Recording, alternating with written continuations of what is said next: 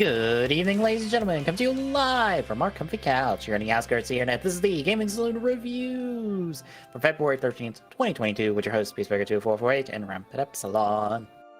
Hi. We're watching Kuuga. AKA, There. we're watching more good show. Yes.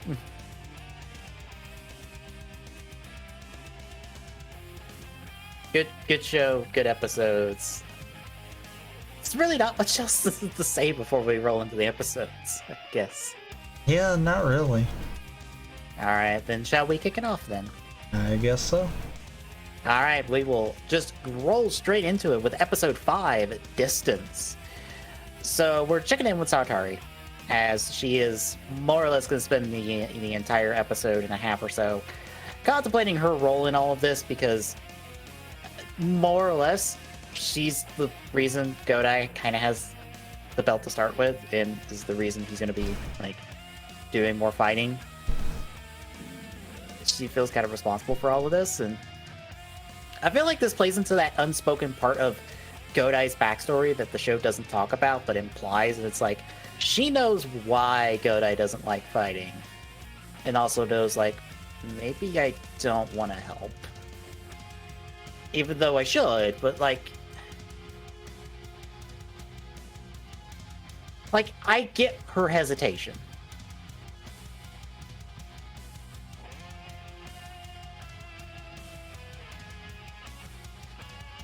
This is where we get introduced to Jean, her co-worker, who I believe is American. I think. believe so. Yeah.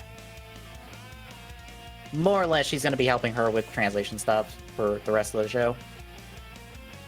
And she even asks her about the whole translation stuff. She's like, nope, I ain't looking at it. Nope. This is when we get introduced to the Pole for Proper, where Ichigo is waiting on Godai. And this is where we meet the owner, Kazari, as he's talking about Mount Everest and the name of it, which apparently is inaccurate. Yeah, I was gonna say that apparently he gets wrong. But Godai eventually shows up, and Ichigo drags him off to go meet our medical examiner, Tsubaki. So, by the way, here's 3 recurring side characters, just one right after the other. They're all going to be a part of the show. And they're all gonna be in the close-knit circle of knowing what's actually going on. Pretty much. Which, Like, that is... the thing I'm still... I get because of superhero mentality, but I still feel it's kind of weird. Why don't they just tell the rest of the force who Godai is? Because that's a thing for later. Because, I mean, I feel like that would actually help a lot right now. Yeah. We will get to a point where they just know that he is Kuuga, but we're kind of getting everyone established first. I mean, And we also still have... I get it too, and like I said, I get it from the superhero mentality of keep a secret identity and all that. That's the main reason I'm not letting it bother me. But at the same time, it's like, you know, they just told him that would actually solve some things. Godai's not really hiding it. Yeah. He's not hiding it, so why not just go ahead? The man literally stitched Kuuga's emblem on his fucking vest. I actually, like, I think it was second or third episode, I actually thought that was what they were going to go with. It was like, Yeah. oh, we're just going to roll into letting them know. That way, you know, that's one less target on the board. Mm-hmm. Or as they stupidly have decided that by the end of these 4 episodes, 4 less targets on the board. Yeah. Because I'm assuming each color is still going to be considered its own all the way through, even though we probably won't be explicitly told that. I think from this point onward, they don't bother. It probably doesn't help that between the first two and the second two episodes we're talking about this week, there's about a 2 to 3 months time gap where Godai has engaged more Grongi and shit has happened off screen that we're only going to be told that it happened off screen. We don't get really into specifics, but because of how the show is, you can imagine. Because essentially, these 4 episodes are going to establish a Grongi gets picked to do the death game. They say how many people they're going to kill in how many days. They go do thing. They have their method of killing. Godai and gang, Godai, Ichijo, and the police try to figure out what that method is. Intercept Grongi, fight, kill Grongi, wash, rinse, repeat. That is kind of the status quo of the show. With the recurring theme in these 2 episodes, or these 4 episodes being throw in the middle of that a lost battle because, you know, magic new form in the middle of it. Also, Godai gets the shit kicked out of him a lot in this series. Yeah, I when can he's see on that. the back foot. I can see that.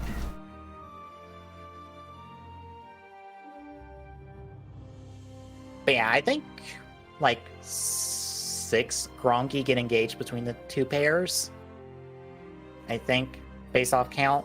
So like, depending on how hard you keep track of like the ULF count, like the unidentified life form count, when it gets brought up, you can probably see if the different colors get mixed in there. I mean, probably. Yeah, but for our purposes, from what information we get told, it's never going to come up again. For all intents and purposes, Godai is ULF4 from here on out. For the police. Unless he's in growing, and then it's 2? Yes. But I think they specifically refer to him as ULF4 from pretty much from here on out, if they refer to him in any official capacity. So they even drop the fact that 2 exists. Which feels weird. Yes.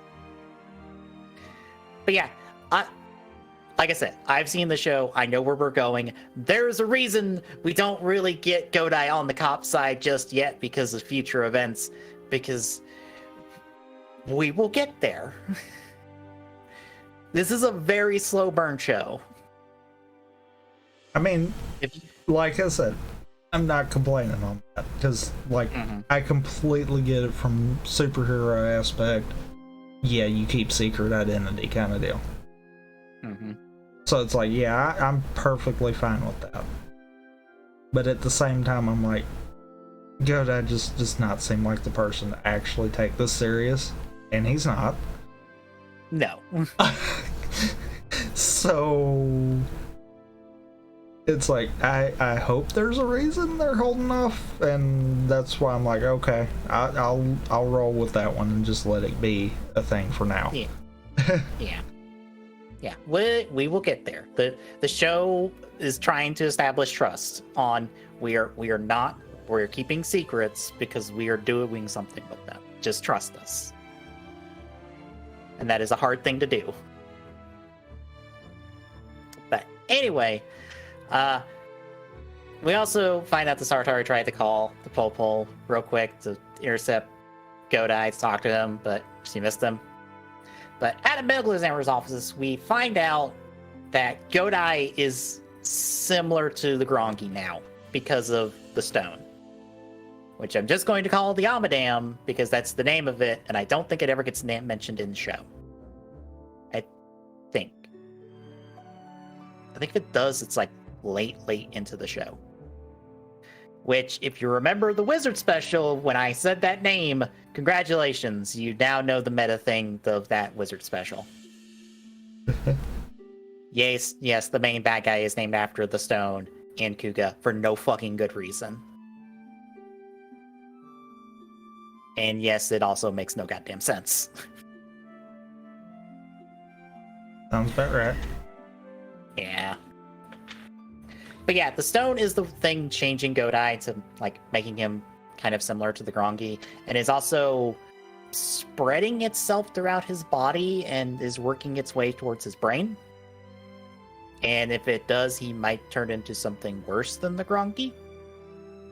I'm going to say specifically worse than the Grongi because of things later, but yeah. Over to said Grongi, we find out that Vazu, I forget which Grongi he is, but he is Hopping Man. He's Mr. Hopper, is the one up. And I forget what he promises, but it's like double-digit kills in like 2 days. And it like 81 kills in 2 days or something like that. Yeah. I only know that because he gets to like 40 or something like that, and they made a comment about being like halfway done. Yeah. Also, Bat Guy gets slapped around. I hope you like him getting slapped around. It's gonna happen a lot. He is the butt monkey of this group, and everyone trashes on him. Although, to his credit, he is probably one of the longest surviving Grongi in the series. That's kind of funny. Mm-hmm. That's when we catch up with Saotari outside the hospital. She's, of course, upset when both Godai and Ichigo are like, hey, did you get any translation done? And she's like, I told you not to let him keep going with this, but it's like, I mean, the belt's stuck in him. What are we gonna do? It's not like we can remove it. Okay. It is literally fused to his stomach at this point. It is him at this point. Yep. But yeah, she's fairly upset about this, and then she just storms off. That's when we check in with Ichigo at the station as he's trying to convince his boss that no, Godai is a good one. You know, the one that is Kuuga is good, and he's like, no. But at least Ichigo's like just trying to cover it to be like, if he turns bad, I'll take him down. And I'm like, all right, sure. You haven't been able to take down a Grongi this entire show. How do you expect to take down something similar to him?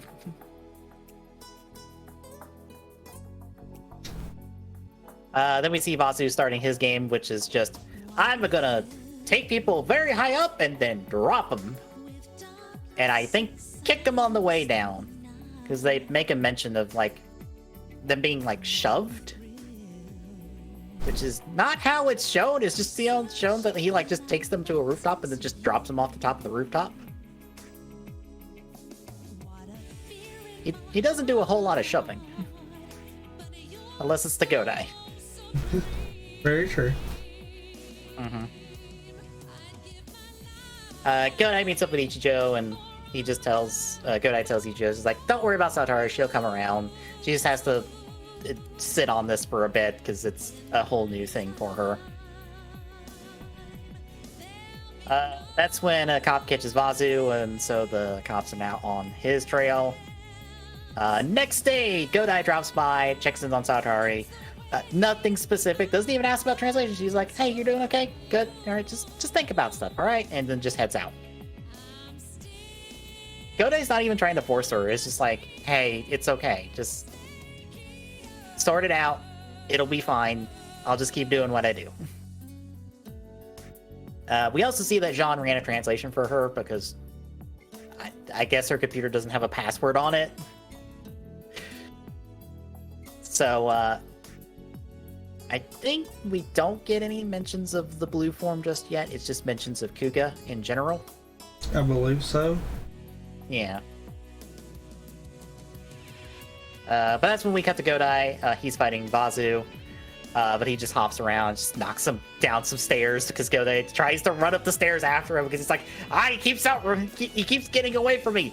Fine, I'll just run up the stairs after you, and just gets knocked off the stairs. Like, god damn it. But he eventually taps into the blue form, which is officially called Dragon Form, but it will probably not be called Dragon Form the entire series, because I don't think any of Godai's forms get named in series. Probably not, and that wouldn't surprise me.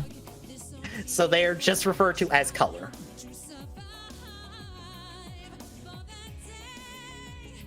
But But yeah, Dragon gives him jumping abilities. It is pretty much the Dragon class from Final Fantasy, which is probably why it's called Dragon. He can jump really high, but he doesn't have a lot of offensive power because he can't really damage Vazu when they try to fight one-on-one. And for his efforts, he gets dropped off a building himself. And that's where we go to episode 6, Azure Dragon, which for some reason is the only episode that is 2 words. I don't know why it's not 1 word. I didn't piece that together till just now. Yeah, I was like checking notes and stuff on the wiki, and it's like, yeah, this is the only episode that's 2 words, and I'm like, scroll through. You're right. Why is this one 2 words? Either one of these words would have been fine. Yeah. Why did we do 2? I guess it was early on there, so it's like, maybe we do 2 words for sometimes, but then they just went, nah, 1 word works better. Maybe? I could actually see that. Yeah. But in the episode proper, Godai continues to get the shit kicked out of him by Vazu until Ichijo and the other cop friend, Sujita, shows up. By the way, Sujita is a regular character. The trade-off is Kuuga doesn't have that many writers. Instead, it has like a 12-character deep supporting cast that are all important because they all have roles in this show.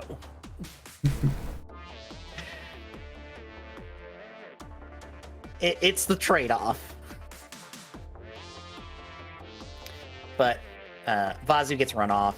That's when Ichijo calls Saratari about, hey, Godai's in the hospital, but he also changed the colors to blue, just as a heads up. And when she hears that Godai's hurt, she runs to the hospital, sees Godai leaving, meets him, and then he's like, oh, hey, I'm okay. I'm gonna go now. Bye.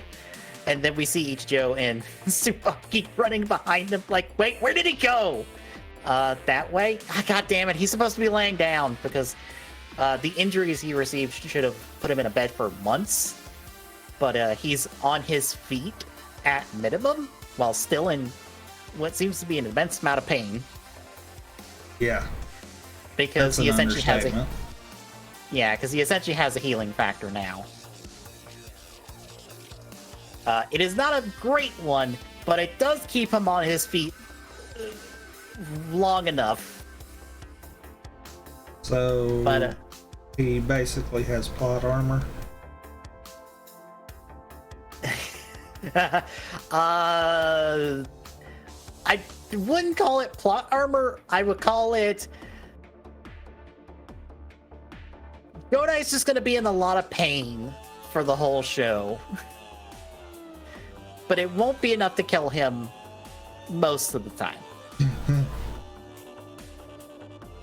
If you know Kuuga, you know what I just hinted at, but we'll get there. Anyway. I mean, to be fair, anyone watch any recent shows, sure, get a hint of what you're meaning to. Mm-hmm. Because of the simple fact of, seems like we're in this phase of every writer must die at least once. Look, you gotta take a death to get a power up.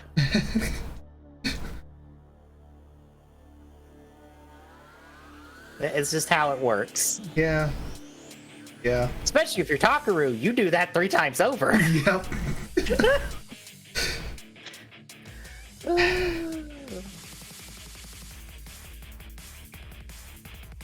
And actually 3.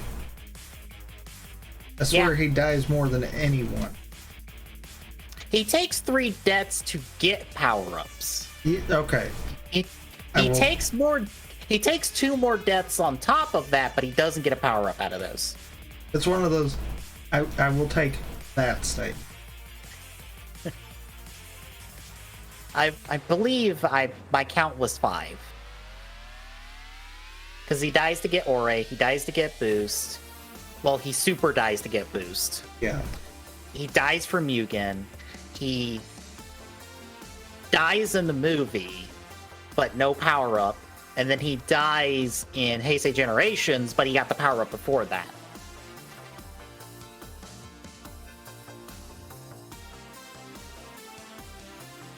And yes, I count him dying in Heisei Generations. His heart stopped. That's clinically dead. I mean, fair. Hey. Anyway. Back at the scene, Ichijo's looking over the scene, and then he notices the smokestack, which, at the start of the episode, the smokestack, the wind blows the smoke towards them and causes a horrible green screen with Ichijo. Yep. I don't want to harp on it too much, but some of the effects are bad in this show. Because it's 2000s, early CG, on a weekly budget. Ooh, boy. It's not great. But yeah, that's when Ichijo notices the smokestack. And he's like, wait, that blew on him when he ran. Huh. And I assume piecing that together with where the people have been dying, he figures, he's been killing around the smokestack and away from the smoke. So essentially they have a location, because he's also been killing in like 15-minute intervals, I think. Or am I thinking of No, I think you're mixing them. Yeah, he's killing in some sort of interval, I think. Unless it's just an area. I think it's just area with this one. Okay. I thought there was an interval involved, but no. There might be too. It might just be like where the wind is blowing, and they're tracking that. Might be. Yeah, the interval one is the next one. Yeah. But with that established, and Ichijo will meet with the cops and explain all this, and so they set up security in the specific area that they expect him to be.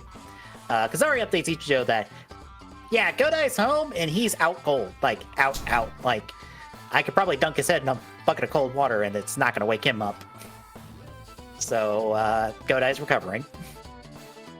Saratari meets with Dana at this point, and just to talk about Godai, and she's like, I trust my brother. It'll be fine. Which is a theme of the show, is trust and faith. Because more or less everyone's kind of having to put their faith and trust in Godai, because yeah, he's all we got. Like, the cops in series are never going to be able to take out a Gronki. Like, never. I mean, really, like, they're gonna try, they're gonna assist the best they can, but it's still up to Godai to kill. So if we lose Godai, we're fucked. So we have to have, like, we have to trust him, and we have to have a little faith.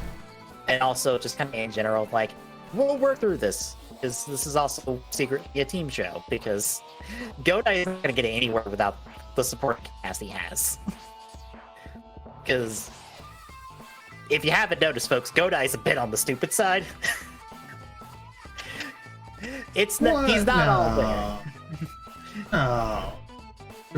There's a reason I like Godai, and it's also because he is a bit of an idiot. Yeah, he gives off that big stick. Mm-hmm. He's got some smarts, but not all there. But yeah, this kind of research Saratari, so she heads off to do some translation work. Ichijo does his briefing at this point. We check in with Godai as he's trying to figure out with some sauce bottles, like, okay, what are the points of this forms? Because he's got the red form and the blue form, and Kazari more or less tells him it's like, the forms, or in this case the sauces, are for very specific reasons. Although he gets it backwards with the sauce example, but that's the point of these. Godai's forms are, built for specific purposes. Mighty is the all-around, handle business form. Dragon is, I guess you would call it the speed form? Yeah. It's like the closest thing I can equate it to, since It's low armor, low attack, but it has the mobility to catch Grongi, like our Vazu friend here. And also, it is the water form, as we'll find out from the translation, because also all of Godai's forms are elemental themed. If the burning church when Godai accesses is mighty for the first time has included you in on that.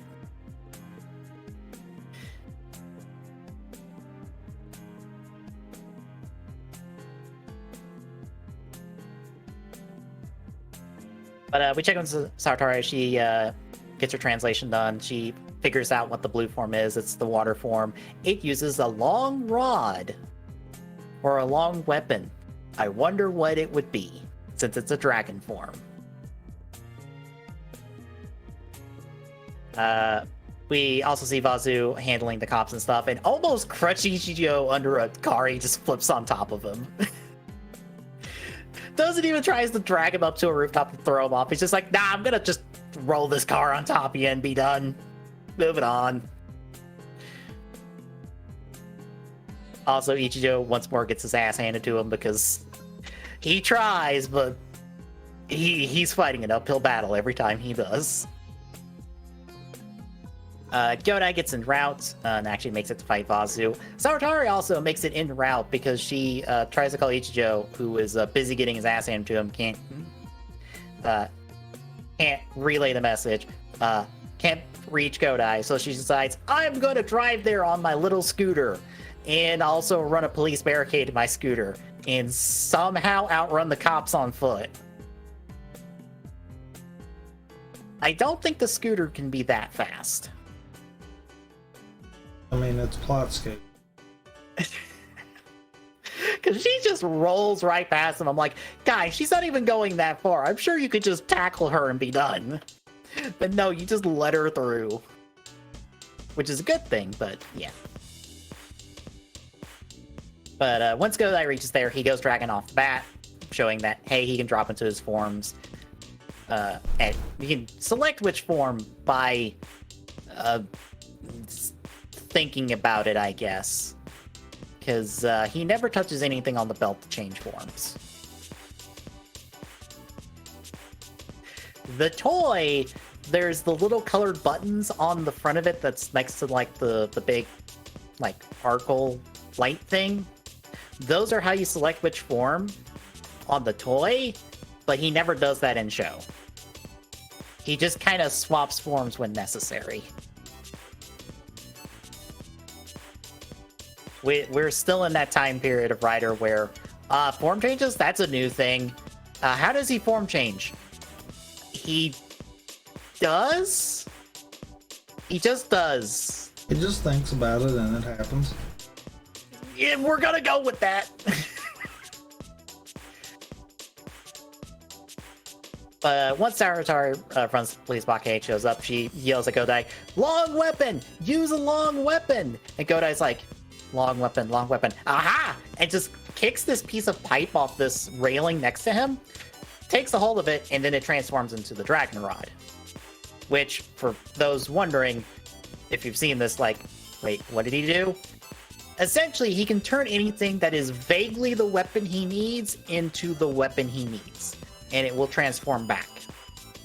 Because magic science theme they'll explain later. I mean, at this point, haven't we also already seen it happen with the bike? Yes, but I think that's a part of how that bike operates. I don't. I know. Like, here's the problem. I always thought that was the standard thing with the bike because he flips the switches on the bike itself in order to turn it into that version of the bike. So I thought that was a feature of the bike. I mean, not necessarily of him. I mean, I get it, but after saying that, I'm like, wait, okay. Granted, there's a thing about that bike later that we'll get to that actually actually kind of gets started here in this next set of episodes, but we'll get there. But anyway, he transforms the pipe into the dragon rod, which is just, it's a big rod. It's a big beat stick to beat the shit out of someone. It's not gonna get any edges on it, but it's big. It makes a little like cling cling sound whenever he swings it. And it's just there to beat the shit out of people. Or in this case, stab them with no edge in order to transfer the glyph and make them go boom. Not stab. This is a kid's show. Poke them really hard. Yes, poke them really hard. Stabbing will be later. I mean, we totally won't have a gun. Yeah.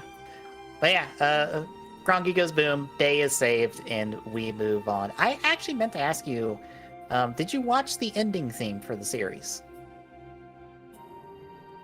Because we have an ending theme that plays. I actually didn't. Oh, okay. That was actually more out of habit of when the episode finishes, I just hurry up and go to the next one. Yeah. But I actually haven't. I forget about it until it plays long enough, and then I start hearing it, and I'm like, oh right, the show technically has an ending theme where Godai is just kind of asleep most of the time and just kind of wanders about as other characters kind of wander on screen, and then he kind of like points the camera to the sky, and then that's the ending theme. I honestly don't remember the song because, like I said, the ending theme, I just skip it. But you have seen the to be continued screen, correct? Yes. Have you noticed how it changes? No. Okay, so the thing with the to be continued screen is it changes color depending on the episode. So the first two episodes, it was actually white because growing, and then the next two episodes, it eventually, I think the last episode is where it finally turned red for Mighty. These two episodes we just covered, it was blue because dragon. The next two episodes will be green because of Pegasus, and so on and so forth, so you get the idea. Pretty much whatever the relevant form is for the episode, it will be that color with some little foreshadowing things that are worth paying attention to. I will say that because it is worth like paying attention to what happens on those to be continued screens, because it helps emphasize like, by the way, something important's going to happen soon. And it will be very obvious when it does.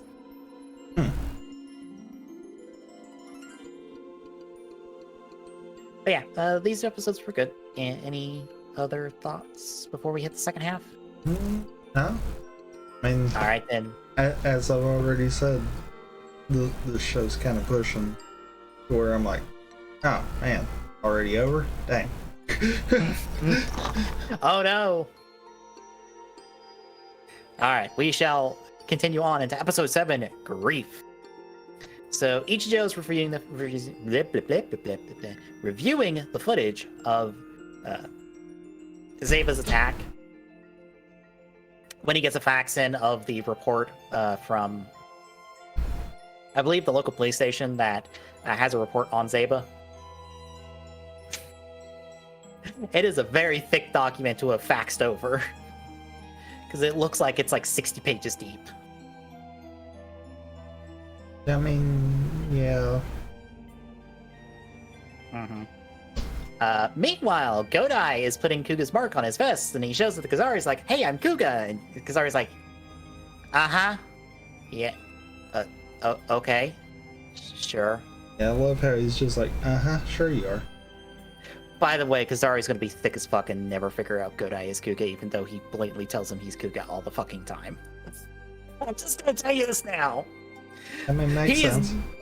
He is never gonna piece this together. Even though Godai is blatant as fuck with him.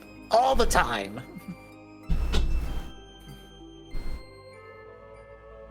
Meanwhile, we find out that the next Grongi is up. This is Vagus. He is Wasp Grongi, because they specifically say Wasp in this episode, which is why I know what the Amino is. We also see that it has been 2 months because several members of the specific tribe of Grongi that we've been following so far are dead. due to Godai. So a new tribe has stepped in to see if they can pass the death game and win. And spoilers, move on to the next round. Because, spoilers, the game is a tournament. Of course it is. Guess what your prize is? I mean, death? I mean, potentially, because you get to go fight the final boss. That's your prize. You go get to fight the big man and see if you can win. No? Too bad, you're dead.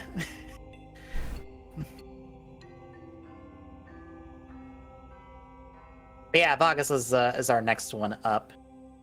I don't think his count gets specified, but he does draw it on their little, like, etch and sketch thing. Because that thing's just an etch and sketch. You can't fool me. Yeah. Yeah. This is when we check in with Ichijo and Suijita as they are getting brand new revolvers because, look, we're gonna keep throwing bigger and bigger guns at our cops until something kills them, or at least makes them run away, I guess. So here's a big ass revolver that they're really bad at shooting, because it's a big ass revolver.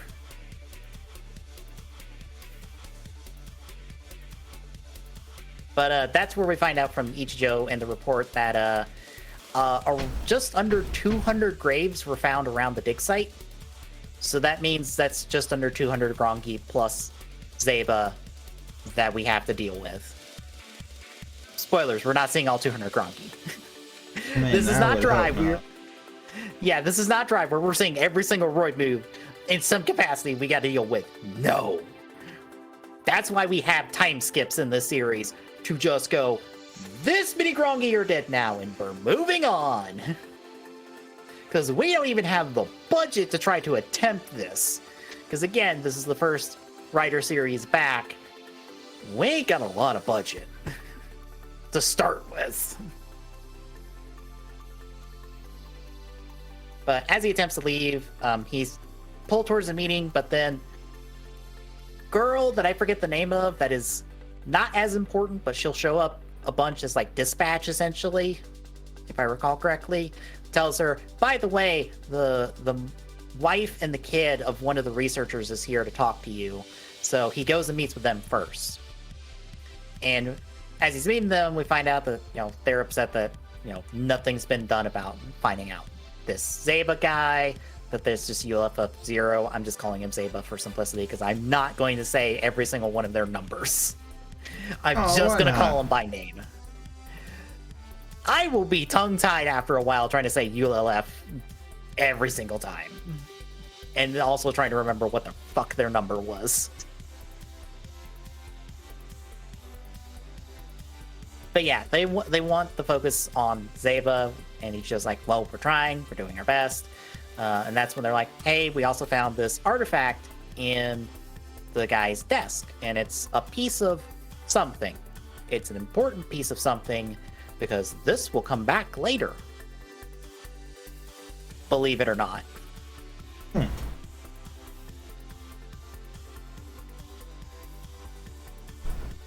But they're here to hand it over to the cops for investigation, and Ichijo decides to point them towards Sawatari because, hey, it's got the script on it. Maybe they can take it, translate it, find something about it. So he directs them to there, and also there's a bunch of cops rushing around in the background, which is prompting Ichigo to be like, all right, we gotta go. Which is one of those, like, it's things in the background that are not helping the situation, because bear in mind, this is a wife and a daughter that are grieving for a guy who got brutally murdered by a monster that is now public knowledge. If you couldn't tell, this episode's about grief and how it will make you do stupid fucking things. Yep. Very stupid things.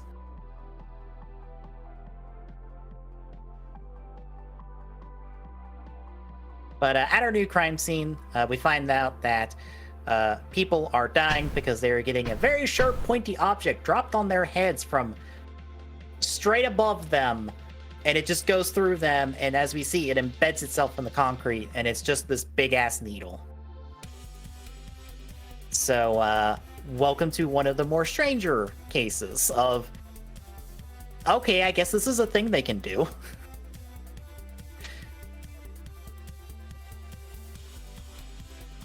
Meanwhile, Saratari and Godai are going over some translations, and this is where we officially go, all right, you are Kuuga, because that's what it's designated as, and it's actually what's on the to be continued screen is the Grongi, or not, technically the Grongi script for Kuuga. And that's where we also find out that the people who made Kuuga were the Lento, which we've seen them refer to several times as humans. Spoiler, the Lento are humans. It is an obvious. I mean, I think it was obvious. Yeah. And now the Grongi, or now they've identified the ULF as Grongi. They don't know what that means, but they know that that's what they are. Because I believe also in this episode, the Grongi find out that the humanity calls them unidentified life forms, and they're like, wait, what is that? And one of them's like, that's what they call us. And that's like, huh, okay. Because bear in mind, they don't understand, in this case, Japanese, because they've been dead for a few thousand years or so. So they are trying to learn the language while doing their stuff. And also going, what is this giant square thing that keeps honking at me? Or, why is this horse honking? Why is this big metal horse honking at me?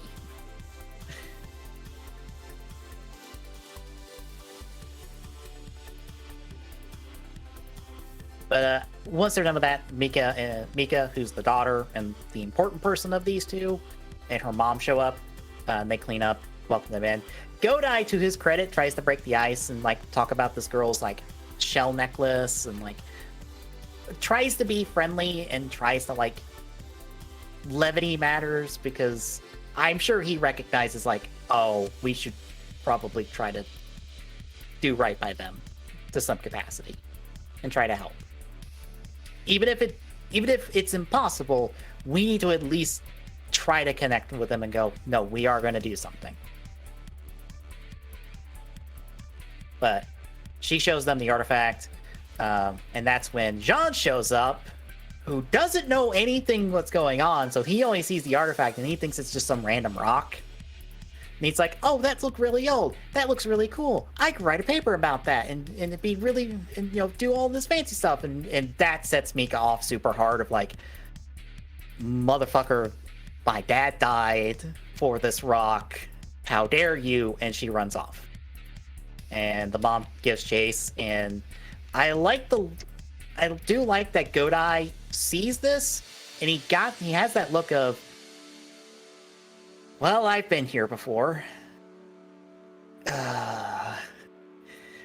He just knows that, like, oh, we did the wrong thing. Because, like, Godai also tries to be like, all right, we're going to do something about this artifact. And then Saratari, for some reason, just like, oh, by the way, he doesn't work here. Like, Saratari, why did you say that? That was the last thing you needed to say. I mean, I kind of get that one, though. He was kind of doing the, oh yeah, this'll definitely help mentality, and you have no that. I assume he said that because it's what they need to hear. They need to hear that, no, this will help, this will do something. What? I don't know, but I'm not going to tell you I don't know, because you need something to hold on to, because right now you are drowning in grief and sorrow, and you need something bright in your life right now to offset that darkness. So, I mean, yeah, I get that part of it too. Yeah. But at the same time, it's, I don't know which is actually worse. Having the bald face lie to you, or having false hope. Welcome to the very, very, very fine line Godai has to walk every time he does that. Yeah. that is what Godai deals with on a daily basis in this show.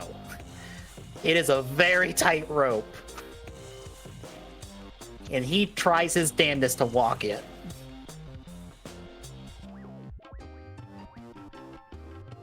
But she runs off. Godai meets up with Ichijo later, updates him about the whole thing, and he finds out about the case.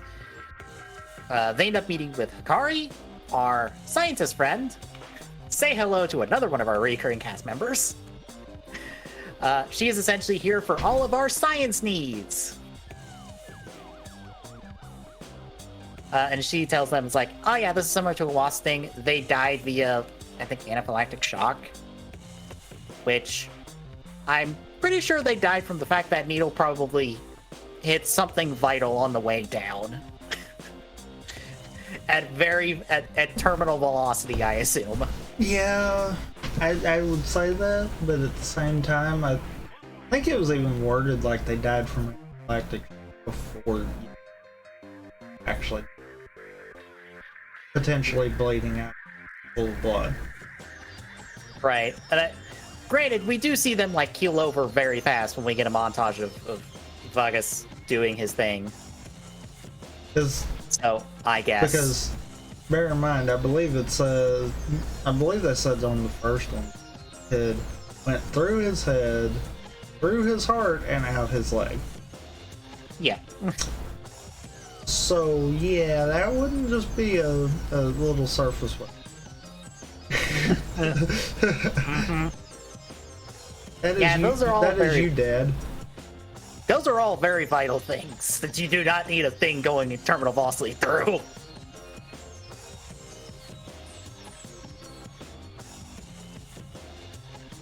I also do like this whole scene. Godai is like trying to touch the stinger, and she's like, "No, don't touch evidence." And then when she finally hands it to Ichijo, he just casually passes it to Godai, because it's like, "Look here, touch the thing." Well, I mean, he knows Godai's. Yeah. But that's when we check in with Mika real quick, and she calls in saying that, like, hey, if the investigation doesn't focus on Zeba, somebody will die. Specifically her, because she's, like, suggesting she'll commit suicide. She doesn't definitively say that, I will say. She suggests it, and as we see, she doesn't commit to it, even though she's given a couple different opportunities to do so. So, once more, grief making you do a very stupid thing. A very, very, very stupid thing. But we cut over to Godai and Ichijo. They catch up with Vargas as he's killed a guy, and then he's like doing his count on his bracelet thing, because they all have bracelets that are essentially like a counter. I do not know how that counting works, because it seems to be more than just move a thing over, it's +1.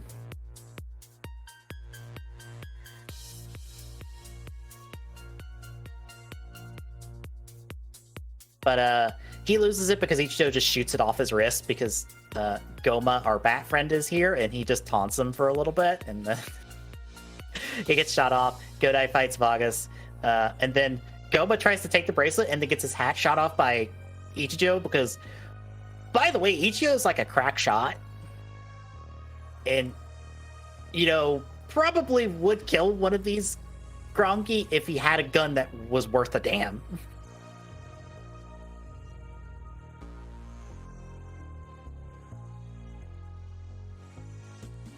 But he runs off Goma. Godai, as he's fighting Vargas, can't deal with him flying about and just attacking him, until eventually he goes Pegasus and then hears everything and sees everything, I think for like a 30-mile radius. Which, I'm surprised he's not keeled over dead from hearing everything within the 30-mile radius on blast. Yeah.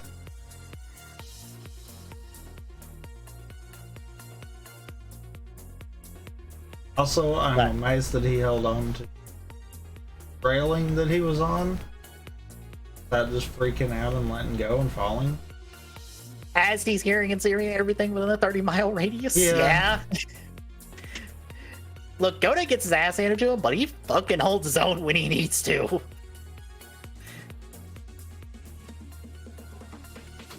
But that's where we end up ending the episode, because we often end episodes mid-fight in this series.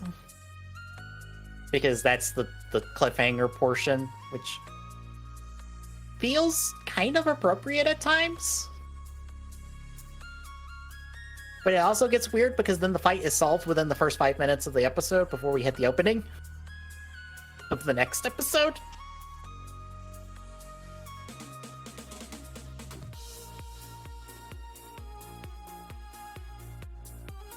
Anywho, we move on to episode 4, Archer. So Godai manages to dodge one of the shots because he just hears it in the noise and manages to react to it, which good for him for managing to hear being shot at by a stinger in the middle of everything.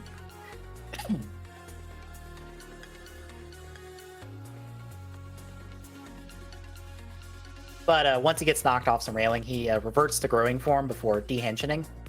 And Vargas leaves because, oh, my stinger is on a cooldown of about 15 minutes. I can't kill you, even though I could just punch you to death, so I'm just going to leave.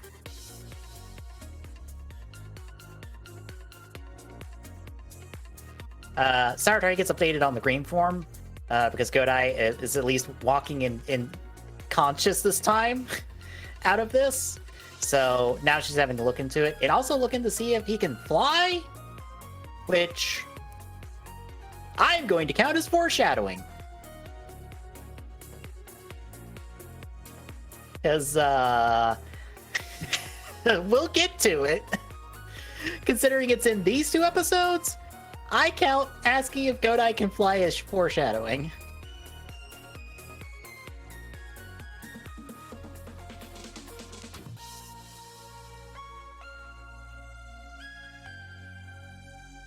We also find out that Mika is missing at the moment in what I like to call the Bad Boys camera spin around everyone scene, because Bad Boys does that in every single one of its movies. I don't know why they needed to do it here.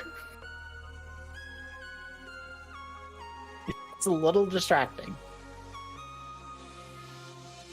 Meanwhile, we check in with Vargas real quick. We find out that he's forced to start over since he lost the bracelet, because we don't know how many you had then, so do it again. And I guess on the same time frame then as well. They didn't mention that part. I just assume.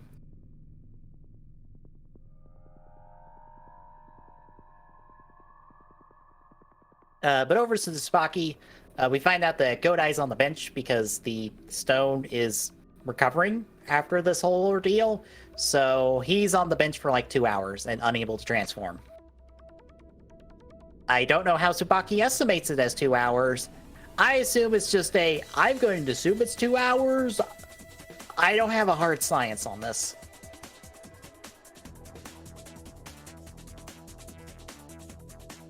I'm not even sure if that's an accurate 2 hours with this episode.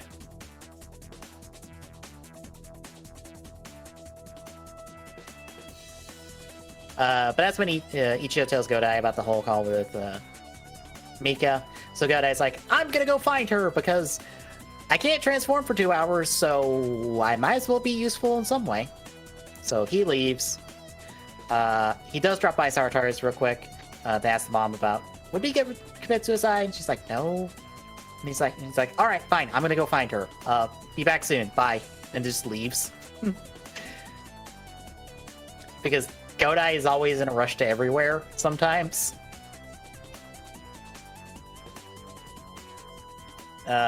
Throughout the episode, we follow Mika around town, just taking trains and buses, eventually to a beach, where Godai will find her, because Godai figured out where the shells on her necklace were from, because he recognized them, so he figured it has to be this specific beach. So I'm just gonna hang out around this beach until I find her. But we also follow Ichigo because He got a device that allows him to track Vargas because of the sound his wings make. It's a sonic locator, essentially. Not that sonic, but sound sonic. So Ichijo's managed to track him. He does track him when he tried to kill a mom and a daughter and save them. And that's when also Sartori calls him to be like, found an information. The green form is essentially an archer form, and it fires a shot, but it can't fly. And that's when Ichijo's like, it fires a shot. Well, I guess this counts. Because, you know, guns didn't exist back then. It would properly be a bow. But I guess a gun would work, right? I hope, because I don't know where to get a bow right now.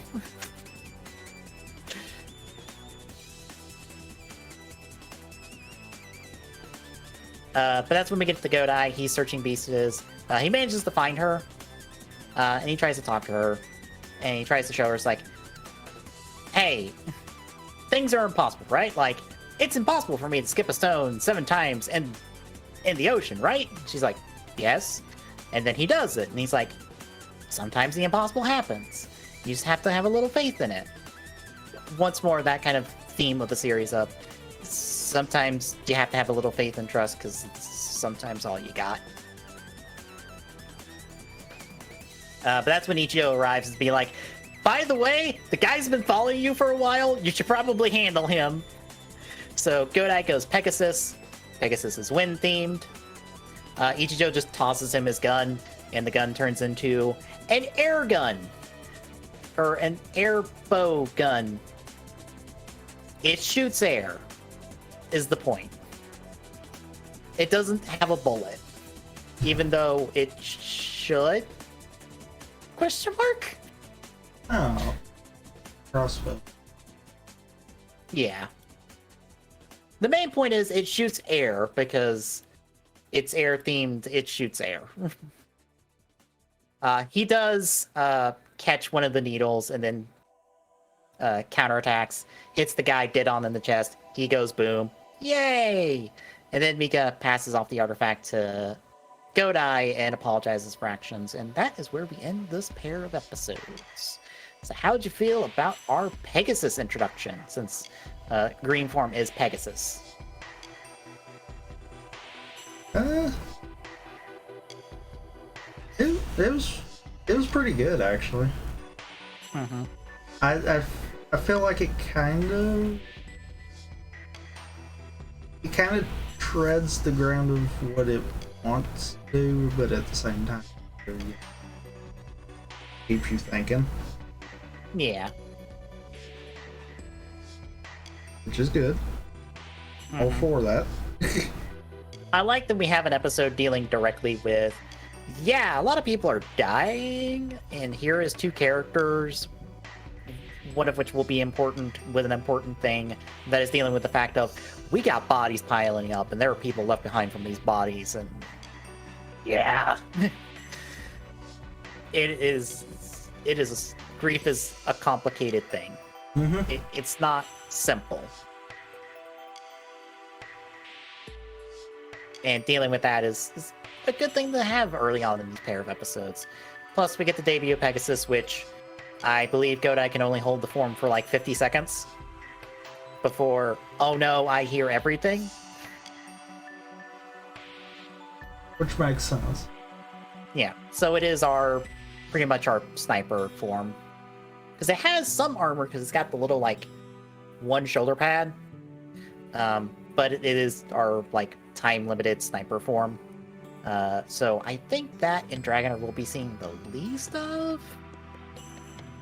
Our 4th form, which I'm pretty sure the next form we're seeing. I think we get to see more of, just because it's not as limited. Makes sense. Yes. We will be seeing Titan form next, which is the silver and purple version, if you've spotted it in the opening.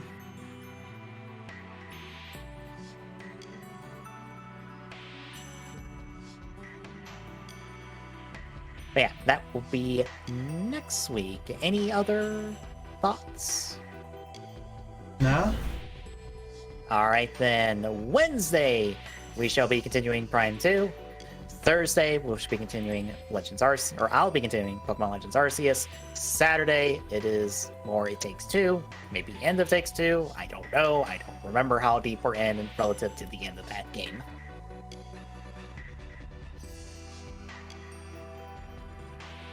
And that brings us back around to next week with more Kuuga.